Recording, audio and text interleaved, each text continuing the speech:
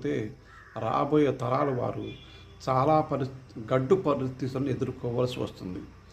మీకు అర్థమవుతుంది అనుకుంటాను. మొక్కలు చెట్లుగా మారతాయి.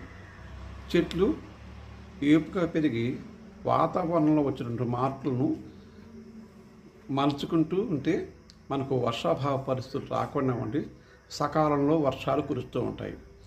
ఈ పరిస్థితి రావాలంటే ప్రతి ఇంటి ముందు అవకాశం ఉన్న ప్రతి ఇంటి యజమాని కూడా మొక్కలు పెంచాలి, చెట్లను పెంచాలి. అంటే మొక్కలు పెంచినా కూడా అవి చెట్లుగా మారుతాయి. మొక్కలు పెంచినంత మాత్రం సరిపోదు. ఆ మొక్కలు చెట్లుగా మారి వచ్చేంత వరకు కూడా ఆ విధానాన్ని కొనసాగే విధంగా వాటికి ఆహారం అంటే ముఖ్యంగా నీళ్లు పోయేట్టు చేయాలి. అది జరగాలని ఆశిద్దాం. జై సూర్యనారాయణమూర్తికి నమః అనుకుంటూ మనం కొనసాగిద్దాం. ఎందుకంటే సూర్యనారాయణమూర్తి లేని సందర్భంలో సమత్వ